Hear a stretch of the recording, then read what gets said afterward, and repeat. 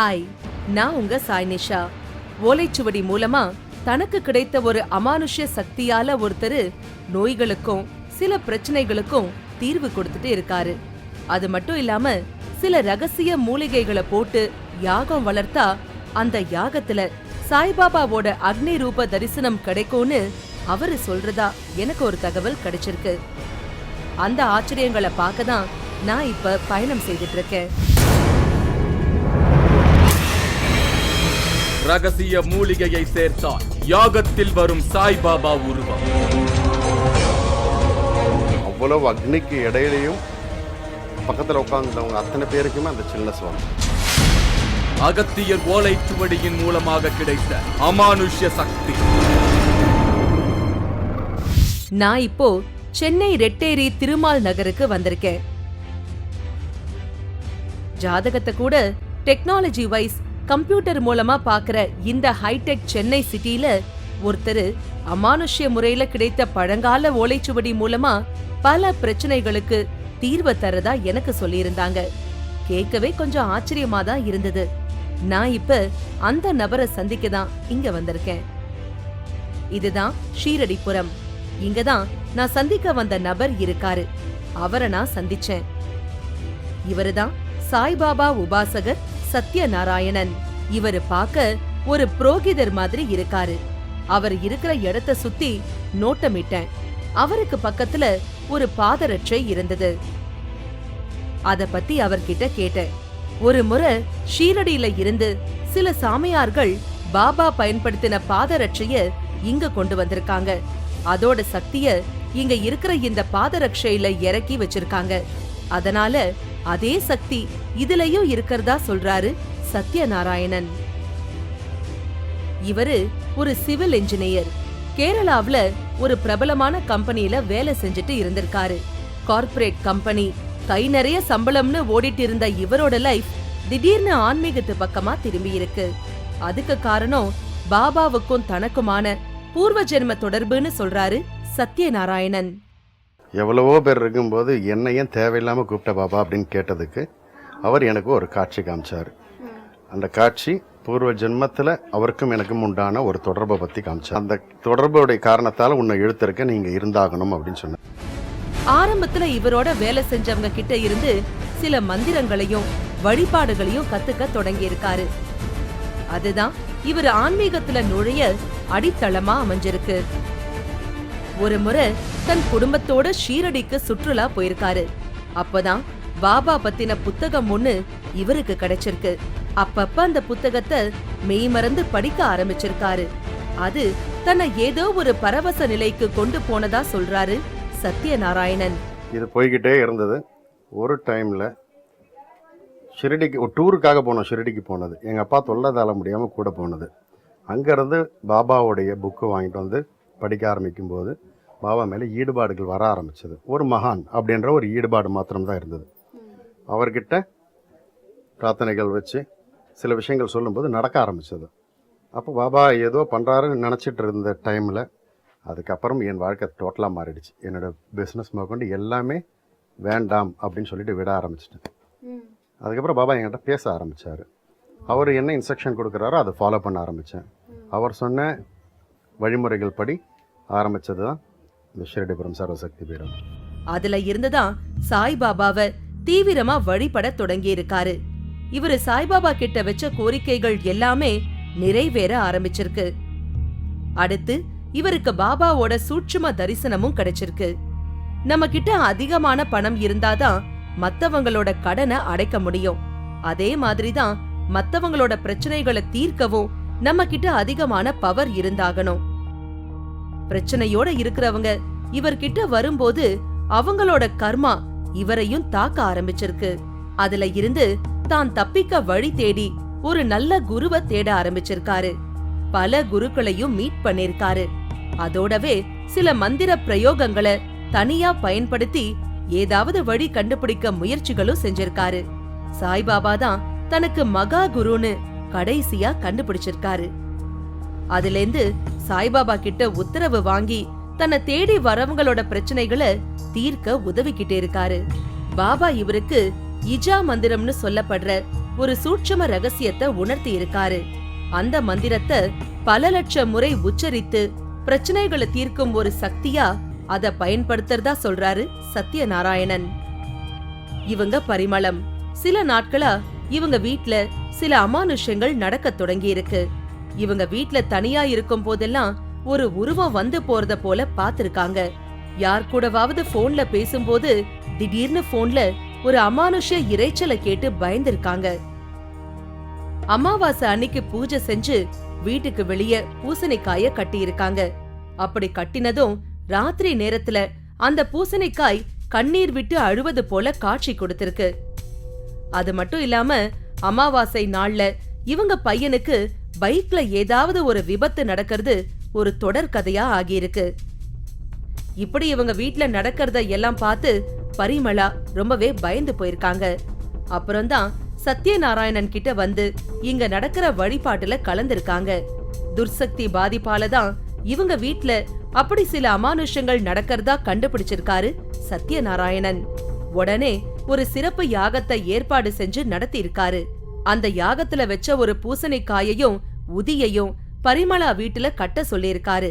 அத கட்டின பிறகுதான் வீட்ல இருந்த துர்சக்தி பிரச்சனைக்கு தீர்வு கிடைச்சதா சொல்றாங்க பரிமளா. பூசணிக்காய் வாங்கி மேலே பொம்மை மாதிரி வரைஞ்சிட்டு இந்த அமாவாசைக்கு வச்சிங்கன்னா அடுத்த அமாவாசைக்கு எடுத்து உடைக்கும். அந்த பூசணிக்காய் நாம் வைக்கிற பூசணிக்காய் கரெக்டாக கண்ணிலேருந்து தண்ணி வடிகிற மாதிரி இருக்கும். நிழல் வந்து எப்படி இருக்கோ அதே மாதிரி ஒரு உருவமாக நடக்கிற மாதிரி இருக்கும். ஃபோன் ஒருத்தர் கையில் பேசும்போது குரலே கொடுத்துருக்கு. பித்திருக்களுடையது இந்த சில ஆத்மாக்களுடையதுன்னு எடுத்தாங்க. யாகம் முடித்த உடனே எனக்கு நல்ல ஒரு இன்னைக்கு நாங்கள் உயிரோட 4 பேரும் இருக்கோம்னு சொன்னால் அந்த யாகத்தினால இருக்கேன். சில சமயங்கள்ல அடுத்து நடக்க போறதெல்லாம் தனக்கு முன்கூட்டியே ESP பவர் மாதிரி சில ரூபங்கள்ல பாபா மூலமா உணர்த்தப்படுறதா இவரு சொல்றாரு. ஒரு முறை இவரோட கனவுல சிவன் வந்து காட்சி கொடுத்திருக்காரு. தன்னை வந்து வழிபடும்படி சிவன் சொல்றதா அந்த நிகழ்வு இவருக்கு புரிஞ்சிருக்கு. அதனால உடனே பக்கத்துல இருக்கிற ஒரு சிவன் கோயிலுக்கு போகலாம்னு நினைச்சிருக்காரு. மறுநாள் இவரை வந்து சந்திச்ச ஒருத்தர் தான் கும்பகோணத்துல இருக்கிற கும்பேஸ்வரர் கோயிலுக்கு போறதா சொல்லிட்டு கிளம்பி இருக்காரு. எதேச்சியா இப்படி ஒருத்தர் வந்து சொன்னதும் இது சிவன் மூலமா தனக்கு உணர்த்தப்பட்ட சங்கேத செய்தியா புரிஞ்சுக்கிட்டு மறுநாளே கும்பகோணத்துக்கு கிளம்பி இருக்காரு சத்யநாராயணன். கும்பேஸ்வரர் கோயிலுக்கு போய் அங்க தரிசனம் முடிச்சிட்டு கோயில் பக்கத்துல இருக்கிற ஒரு மரத்தடியில தியானத்துல இருந்திருக்காரு. தியானத்தை முடிக்கிற சமயத்துல ஒரு சாமியார் இவரை நோக்கி வந்திருக்காரு. அவரோட கையில வச்சிருந்த ஒரு பைய இவர்கிட்ட கொடுத்துட்டு சட்டுன்னு இடத்த விட்டு போயிருக்காரு. வீட்டுக்கு வந்து அந்த பைய பிரிச்சு பார்த்ததும் இவருக்கு பேரதிர்ச்சி. அந்த பையில ஒரு பழங்காலத்து ஓலைச்சுவடி இருந்திருக்கு. சிவன் தன்னை இங்க அழைச்சதோட பலன் இதுதான்னு அப்போதான் அவருக்கு புரிய ஆரம்பிச்சிருக்கு. ஒரு நைட்டு ஒரு கனவு. சிவன் காட்சி கொடுத்து வந்து என்னை தரிசனம் பண்ணுன்னு சொல்லிட்டு மறைஞ்சிட்டாரு. நாங்கள் நினச்சது சரி சிவன் கூப்பிட்டுருக்காரு சொல்லி பக்கத்தில் சிவன் கோயில் ஏதாவது போகலான்னு நினச்சிட்டு இருந்தோம். மறுநாள் ஒரு பக்தர் இங்கே வந்தார். வந்துட்டு சுவாமி அவர் ஊர் கும்பகோணம். சாமி நான் கும்பேஸ்வரர் கோயில் ஒரு வேண்டுதல் இருக்குது, நான் போயிட்டு வரேன் சாமின்னு. சரி போயிட்டு வாங்கன்னு சொல்லி அனுப்பி வச்சோம். அதுக்கப்புறம் எனக்கு மைண்டுக்குள்ளே தோணுது கும்பேஸ்வரர் கோயிலுக்கு தான் சிவன் கூப்பிட்டுருப்பாரோ போகலாமோ அப்படின்னு சொல்லி ஒரு வாரம் கேப்பை விட்டுட்டு நாங்கள் கிளம்பி கும்பகோணம் போனோம். கும்பேஸ்வரர் கோயிலுக்கு போனோம். அங்கே போனதுக்கப்புறம் தான் தெரிஞ்சது அது அகத்திய முனிவர் தவம் செய்த இடம் அப்படின்னு சொல்லி. அந்த தவம் பண்ண இடத்துல போயிட்டு நாங்கள் கொண்டாந்து தியானத்தில் உட்காந்துட்டு இருந்தோம். உட்காந்துருப்போ ஒரு பெரியவர் ஒருத்தர் வந்தார். ஒரு 60 வயசு மதிக்கத்தக்க ஒரு பெரியவர் வந்தார். ஒரு கவர் கையில் கொடுத்தாரு. கவரை கொடுத்ததும் கவரை வாங்கணும். நான் பிரசாதம் நினச்சிதான் வாங்கினது. வாங்கி அதை எடுத்து வச்சுக்கிட்டோம். மேலே திரும்ப தியானத்தில் உட்காந்துருந்தோம். திறந்து பார்த்தோம். திறந்து பார்க்கும்போது உள்ள ஓலைச்சுவடிகளும் பூவும் இருந்தது. அகத்திய முனிவர் நான் பொதிகை மலையிலிருந்து எழுதுனது அப்படின்னு சொல்லி அதில் ஒரு எழுத்து இருந்தது. அப்போ இது அகத்தியருடைய சுவடி. சந்தோஷம், நம்ம வர வச்சதுக்கு காரணம் இதுவாக தான் இருக்குன்னு சொல்லி சுவடி எடுத்துகிட்டு வந்து இங்கே வச்சுருக்கோம். ஓலைச்சுவடிய பார்த்தும் இவருக்கு ஒரு இனம் புரியாத பயம் ஏற்பட்டிருக்கு. அத வச்சு என்ன பண்ணணும்னு புரியல. மறுபடியும் பாபா நினைப்பு வந்திருக்கு. அதனால தன்னோட வீட்டுக்கு வந்ததும் சில பூஜைகளை செய்து பாபா கிட்ட உத்தரவு வாங்கியிருக்காரு சத்யநாராயணன். வாழ்க்கைக்கு தேவையான எல்லா பிரச்சனைகளுக்கும் அந்த ஓலைச்சுவடியில தீர்வு இருக்கிறதா தனக்கு தெரிய வந்ததா சொல்றாரு சத்யநாராயணன். மற்ற சுவடிகள் எல்லாமே என் கண்ணுக்கு மங்கலாக தெரியும். அதில் என்ன இருக்கும்னா அவங்களுடைய நிகழ்கால பிரச்சனை, அந்த பிரச்சனைக்கு உண்டான தீர்வு.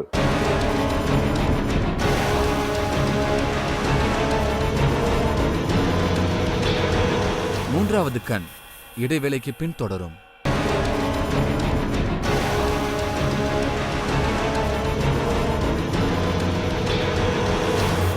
மூன்றாவது கண் தொடர்கிறது. நான் இப்போ சென்னை ரெட்டேரி திருமால் நகர்ல இருக்கிற ஷீரடிபுரத்துக்கு வந்திருக்கேன். இங்க இருக்கிற சாய் உபாசகர் சத்யநாராயணன் தனக்கு அமானுஷ்யமா கிடைச்ச ஒரு ஓலை சுவடி மூலமா வரவங்களோட பிரச்சனைகளுக்கு தீர்வுகளை சொல்றாரு. அது மட்டும் இல்லாம சில ரகசிய மூலிகைகளை பயன்படுத்தி இவரு செய்யற யாகத்துல நாம நினைச்ச தெய்வங்களோட உருவங்கள் வரும்னு ஒரு ஆச்சரியமான தகவலை எனக்கு சொல்லி இருக்காரு. அத பார்க்கதான் நான் இங்க வந்திருக்கேன்.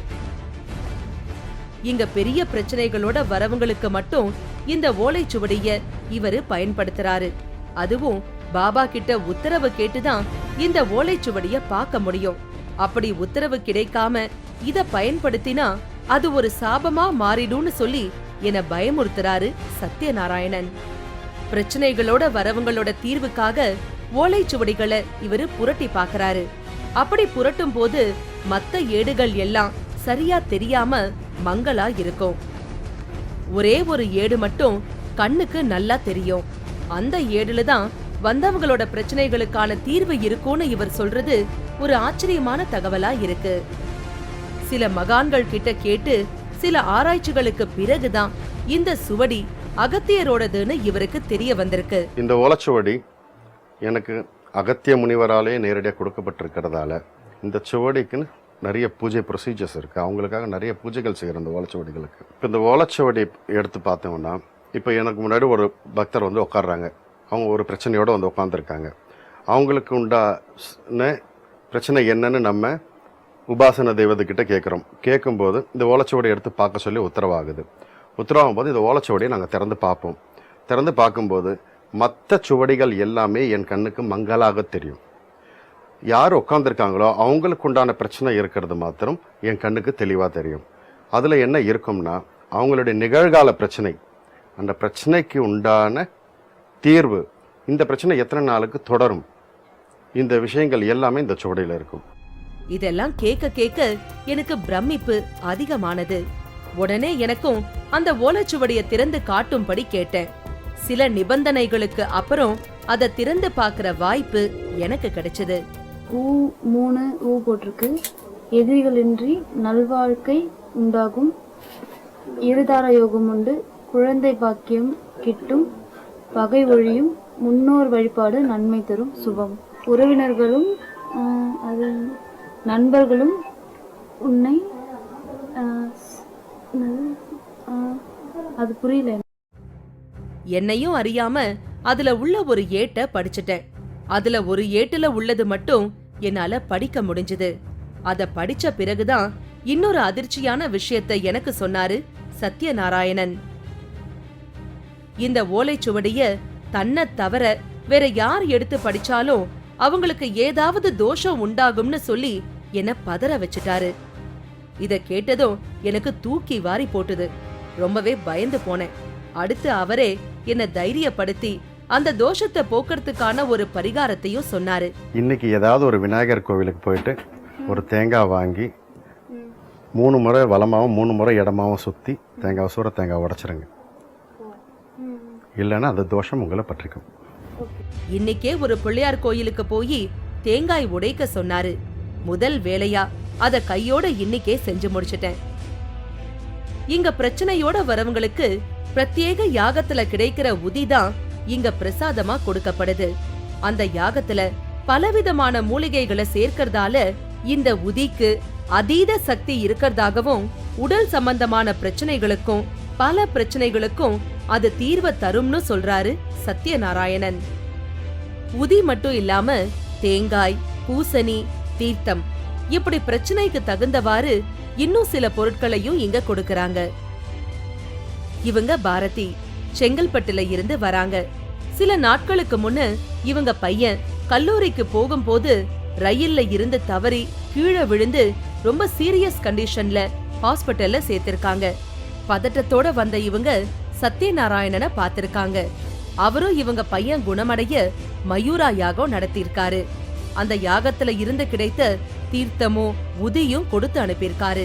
அத ஐசியூல இருந்த தன்னோட பையனுக்கு கொடுத்திருக்காங்க. அதுக்கப்புறமா இவங்க மகனோட உடல் நிலையில நல்ல முன்னேற்றம் தெரிஞ்சிருக்கு. தன் மகனை சாய் சத்யநாராயணன் தான் காப்பாத்தினதுன்னு உருக்கமா சொல்றாங்க பாரதி. ட்ரெயின் ஆக்சிடென்ட் மூவிங்கில் போய் ஏற போயிருக்கான். வழிக்கு விட்டவுடனே அந்த கம்பியை பிடிச்சிக்கிட்டே எடுத்துகிட்டே போயிடுச்சு ட்ரெயினில். எங்கள் பையனுக்கு அடிபட்டு ஹாஸ்பிட்டலில் இருந்தான். டாக்டர் ரொம்ப சீரியஸ் கண்டிஷனில் இருந்தான். டாக்டர் முடியாதுன்னு சொல்லிட்டாங்க. அவனை ஐசியூவில் வச்சுட்டு தான் நாங்கள் இங்கே வந்தோம். வந்து குருஜிகிட்ட கேட்டவொடனே தான் ஒன்றும் இல்லாமல் ஒரு நல்ல யாகம் பண்ணலாம் பாபாவுக்கு அப்படின்னு சொன்னார். பாபாவோட கருணையில் குருஜியோட ஆசீர்வாதத்தில் நாங்கள் ஒரு யாகம் பண்ணோம். அதுக்கப்புறம் அந்த தீர்த்தத்துக்கு போது ஹாஸ்பிட்டல் ஐசியூவில் கேட்டு எடுத்துன்னு போய் கொடுத்தோம். அதுக்கப்புறம் மறுநாள் தான் டாக்டரே சொன்னார் பரவாயில்ல இப்போ கொஞ்சம். அந்த யாகம் பண்ண உடனே தான் எங்கள் பையனுக்கு நல்லா ஆச்சு. இங்க ஒரு யாகத்துக்கான ஏற்பாடுகளை செய்துட்டு இருந்தாங்க. இன்னைக்கு வியாழக்கிழமை, சாய்பாபாவுக்கு உகந்த நாள். பிரத்யேக மூலிகைகளையும் பலவிதமான பொருட்களும் யாகத்துக்காக தயாரா வைக்கப்பட்டு இருந்தது. யாக குண்டத்துக்கு முன்னாடி 5 சுமங்கலி பெண்கள் உட்கார வைக்கப்பட்டிருந்தாங்க. இன்னைக்கு நடக்கிற யாகத்துல பாபா காட்சி கொடுப்பாருன்னு எனக்கு சொல்லி இருந்தாங்க. பாபாவை பார்க்க நான் ரொம்ப ஆவலோட இருந்தேன். ஆனா அவரை எப்படி நான் நேரடியா பார்க்க முடியும்னு கவலைப்பட்டுக்கிட்டு இருக்கும் போதுதான் இவர் எனக்கு ஒரு இன்ஸ்ட்ரக்ஷன் கொடுத்தாரு. அக்னி எரிஞ்சிட்டு இருக்கும் போது அங்க சுத்தி இருக்கிற இடத்துல சில்லுன்னு காத்து அடிக்க தொடங்கும். அப்படி அந்த நேரத்துல இந்த இடமே பரவசமான ஒரு சூழ்நிலைக்கு மாறிடும்.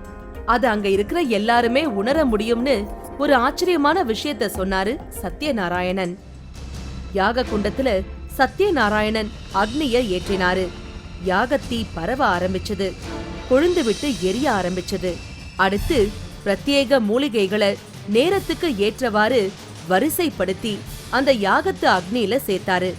ஒவ்வொரு முறை மூலிகைகளை போடும் போதும் அக்னியில இருந்து வரும் புகையில வேறு வேறு வாசனைகள் வருவத என்னால உணர முடிஞ்சது. அடுத்து கையில ஒரு மூலிகை வேற எடுத்தாரு. இது ஒரு தெய்வீக சக்தி கொண்ட மூலிகை. இது எளிதில கிடைக்காத வனப்பகுதியில இருந்து கொண்டு வரப்பட்டது. அந்த அளவுக்கு ரகசியமானதுன்னு சொன்னாரு சத்யநாராயணன். ஆன்மீக உலகத்துக்கே தெரியாத ரகசியமான ஒரு மூலிகை இது. இதுக்குன்னு ஒரு சூட்சும பெயர் இருக்குன்னு சொல்லி பயங்கர சஸ்பென்ஸ் வச்சாரு. கடைசியா இந்த மூலிகையோட பேரு ஜெகத் ரக்ஷகன் அப்படின்னு எனக்கு விளக்கினாரு. இன்னைக்கு நடந்த யாகத்தில் பார்த்தீங்கன்னா ஒரு பிரதானமாக ஒரு மூலிகையை வச்சோம். அந்த மூலிகை அக்னியில் கொடுத்தோம். அது பேர் ஜெகத் ரட்சகன் சொல்லுவோம். இந்த மூலிகையோடைய சக்தி என்னென்னா, அது எந்த இடத்துல எரிக்கப்படுதோ அதை சரௌண்டிங் 1 கிலோமீட்டருக்கு ஆக்சிஜன்ஸ் நிறைய ஃபார்ம் பண்ணிவிடும். நிறைய ஆக்சிஜன் ஃபார்ம் ஆகும். இது அக்னியில் கொடுத்து எரிக்கிறோம். அந்த மூலிகை எரிஞ்சதும் அது மருத்துவ குணமாக மாறிடும். இந்த சிறப்பு வாய்ந்த இந்த மூலிகைய யாகத்துல போடும் போது அதிக அளவுல ஆக்சிஜனை வெளிப்படுத்துமா. அந்த இடமே சுத்தமான காற்றால நிரம்பி வழியும். இந்த மூலிகை கூடவே சில குரு பாரம்பரிய மந்திரங்களை உச்சரிப்பதன் மூலம் அந்த இடத்துல சக்திகள் உச்சமடைஞ்சு அந்த இடத்துல உள்ள எல்லா துர்சக்திகளையும் விரட்டி அடிக்கும்னு இவர் சொல்ற தகவல்கள் எல்லாமே மிரட்சியா இருக்கு.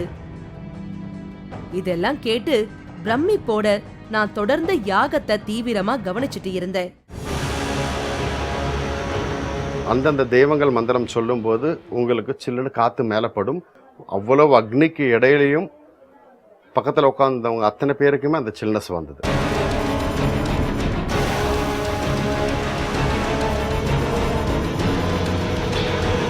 மூன்றாவது கண் இடைவேளைக்கு பின் தொடரும்.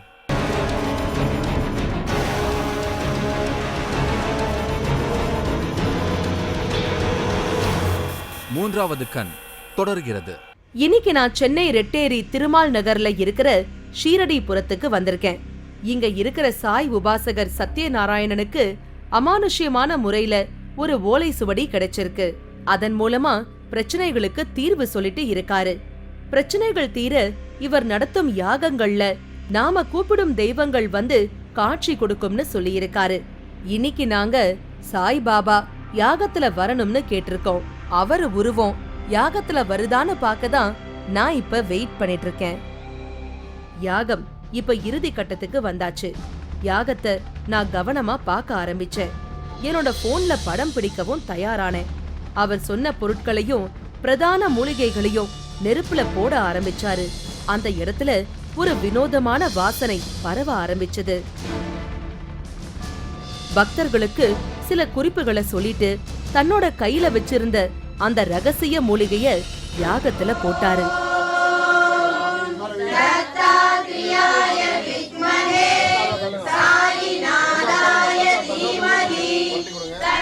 அத போட்டதுமே இப்போ எனக்கு சட்டுன்னு ஒரு உணர்வு உண்டாச்சு. அவர் சொன்னத போலவே அந்த இடம் முழுக்க சில்லுன்னு காத்து பரவ ஆரம்பிச்சது. எனக்கு உடம்பெல்லாம் ஒரு மாதிரி சிலிர்க்க ஆரம்பிச்சிடுச்சு. யாகத்துல கலந்துகிட்ட எல்லாருமே ஒரு பரவச நிலைக்கு ஆளானத நான் பார்த்தேன். ஏதோ ஒரு எனர்ஜி அந்த இடம் முழுக்க பரவற ஒரு அனுபவத்தை நான் உணர்ந்தேன். கூடவே ஒரு வினோதமான வாசனை அந்த இடம் முழுக்க பரவி இருந்தது. அந்தந்த தெய்வங்கள் மந்திரம் சொல்லும்போது உங்களுக்கு சில்லுன்னு காற்று மேலே படும். அந்த காற்று உங்கள் மேலே படுறது உங்களுக்கு உணர்ச்சி, உங்களுக்கு தெய்வம் வருதுன்னு அர்த்தம் சொன்னேன். அவ்வளவு அக்னிக்கு இடையிலையும் பக்கத்தில் உட்கார்ந்தவங்க அத்தனை பேருக்குமே அந்த சில்னஸ் வந்தது. இப்ப சாய்பாபா நிச்சயமா இந்த யாகத்துல காட்சி கொடுப்பாருன்னு எனக்கும் முழு நம்பிக்கை வந்துடுச்சு. போனை எடுத்து யாகத்துல கொழுந்து விட்டு எரியும் அக்னிய படம் பிடிக்க ஆரம்பிச்சேன். அதுல சில காட்சிகள் அவர் சொல்வத போலவே பாபா சாயல்ல இருந்தது.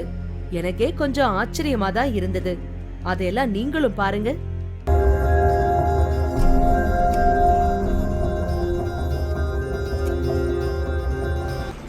இவருக்கு அமானுஷ்யமா கிடைச்ச ஓலைச்சுவடி, ரகசிய மூலிகை ஜெகத் ரக்ஷகன், யாகத்துல தெரியும் சாய்பாபா உருவம், இப்படி இங்க நடந்த எல்லாமே எனக்கு ஒரு பரவசமான அனுபவத்தை கொடுத்திருக்கு. மத்தவங்களோட பிரச்சனை தீர உதவிகிட்டு இருக்கும் சத்யநாராயணனுக்கு நன்றி சொல்லிட்டு நான் அங்க இருந்து திரும்பி வந்தேன். வேற ஒரு வித்தியாசமான அனுபவத்தோடு மீண்டும் உங்களை சந்திக்கிறேன். அதுவரை உங்களிடமிருந்து விடைபெறுவது உங்கள் சாய்னிஷா. இந்த நிகழ்ச்சி வரும் வாரம் திங்கள் அன்று மாலை 4:30 மணிக்கு மறு ஒளிபரப்பாகும். இதுவரை ஒளிபரப்பாகி வரும் 3வது கண் நிகழ்ச்சிக்கு பெரும் வரவேற்பு கொடுத்துட்டு இருக்கீங்க. உங்களோட வேண்டுகோள் படி ஆரம்பத்துல இருந்து ஒளிபரப்பான 3வது கண் நிகழ்ச்சியோட 4 பாகங்களை ஒன்னா சேர்த்து தொகுத்து வழங்கிட்டு இருக்கோம். ஞாயிறு பிற்பகல் 2 மணிக்கு 3வது கண் நிகழ்ச்சியின் இந்த தொடர் ஓட்டத்தை பார்த்து மகிழுங்கள். 81 அடி காளிக்கு பறந்து சென்று பூஜை செய்யும் அமானுஷ்யம். ஆட்டுக்குடலை வாயில் கவ்வி காட்சி தரும் சாமியாடி. இந்த உலகத்தில் யார் பறக்கும் செடல்னு போட்டிருந்தாலும் முதலாக நான் போட்டா பிறகுதான் யாரெல்லாம் போட்டிருப்பாங்க.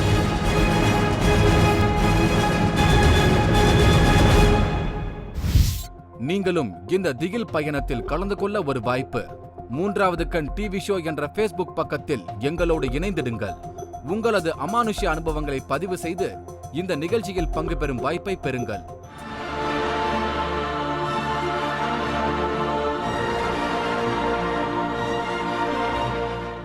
நான் பைத்தியக்காரனா? ஏங்க, நீ காவடி எடுத்துன்னு போனியோ, சிவனை கும்பிட்டியோ, நீ அல்லாவை கும்பிட்டியோ, நீ கிருஷ்ணனை கும்பிட்டியோ, எனக்கு தேவையில்லைங்க.